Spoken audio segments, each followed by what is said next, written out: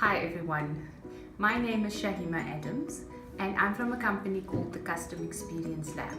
My company specializes in customer management, but more importantly customer management for small businesses.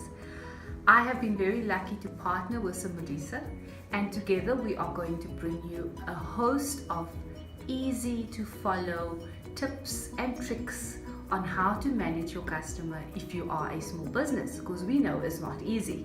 You don't have the big backing, you don't have the large departments like corporate companies do, but we all still have a customer and we need to take care of our best assets. So first of all, let's start with defining customer management.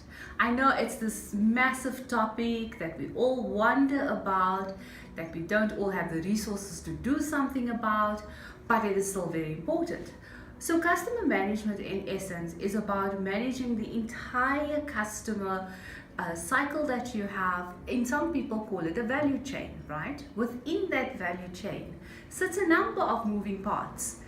The trick for a small business is that, first of all, understand who your customer is.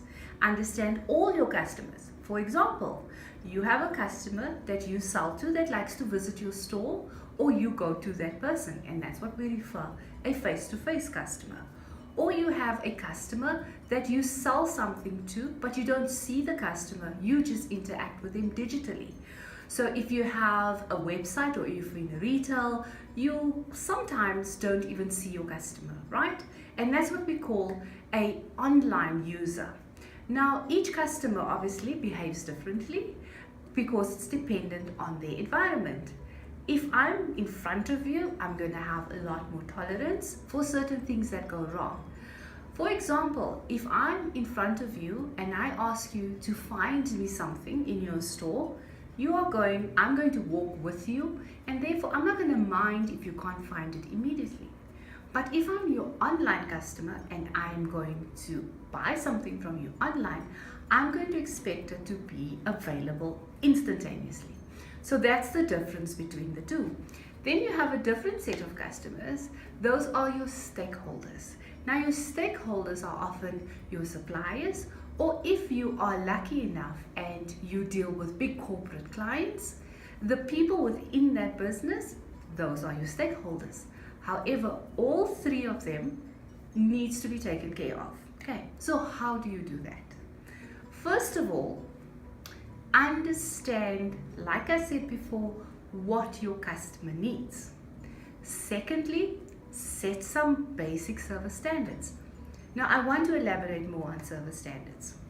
Service standards are just a basic set of principles, pillars, and standards rolled together nicely, and that actually tells the customer, when you do business with me, this is what you can expect.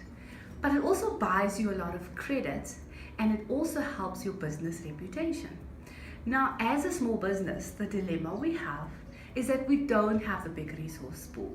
We don't have the fancy technologies, but we still need to provide a service. And if we don't provide a good service, we are going to be faced with bad press. So therefore, please, if you are an entrepreneur, make sure that you can provide standards that your business can actually uphold. So what do I mean by that? First of all, let's put together a couple of standards. Service standards from a textbook definition is you must be responsible, you must be reliable, you must be accessible, you must be able to provide service of quality or products, and those are the couple of things that we bring about. However, it can actually be quite simple and very basic. For example, I am a small business. I have a one-man show, but I would like to put together a set of commitments that my clients are going to be proud of and that I am going to be proud of. So let's say, for example, I choose to be accessible and to be reliable. Now, what does it mean to be accessible? Answer your phone, answer your emails, respond, but set yourself a target, because service standards are only as good if they are delivered and if you can measure them. So going back to being accessible, I am answering my phone. So every client that I deal with, I've set a standard. I'm going to let the phone ring no longer than 3 rings or 5 rings. As well as if someone leaves me a message, I'm going to reply to that message before the business day is over. That should be simple enough. And start with that and practice doing it really well. Then it becomes consistent, and that's what your client is going to see. Consistency. So when they speak about Shaheema and her shop on the corner, I'm going to go there because she's always available, she's always accessible. Now, accessibility doesn't just mean pre-sale. It means during the sale and post the sale as well. So what happens during the sale? Now Shaheema gets an email. Shaheema doesn't respond, or Shaheema's phone just now rings. There goes your accessibility out the window. Post sale, same thing. Just make sure that you have your out of office messages on and that customers know when you are not accessible and that you manage the expectations. That should be fairly simple, but it does take practice. Second service standard that we can quickly choose from is being reliable. Keep your promise. Do what you said you were going to do when you're going to do it. Now, we often want to set the bar so high and then we fall short as entrepreneurs because we just need that client to believe in us. But if you're going to drop the ball on being reliable, your reputation is going to go out the window. And then the client is not going to want to deal with you because she's not reliable. Together, those two things are the first simplest things that you can do. Now, if you have resources, you have people that can man your service standards for you, then yes, choose a range of it. Go and read up on what they mean, how you can actually practically implement them in your business. Because service standards is also no good just being on a piece of paper saying, oh, look how beautiful this is.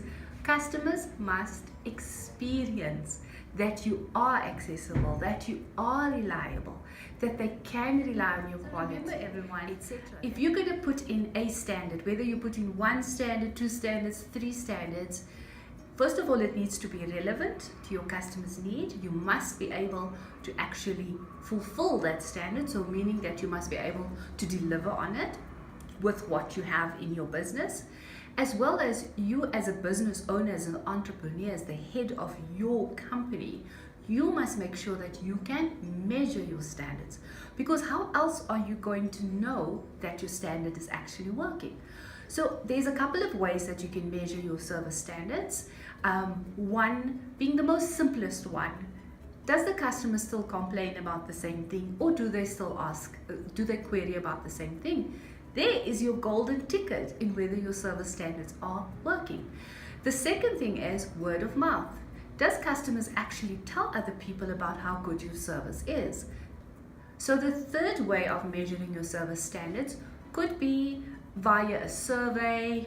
It could be just you asking your customers to, at the end of every interaction, here you go, please let me know how well I did.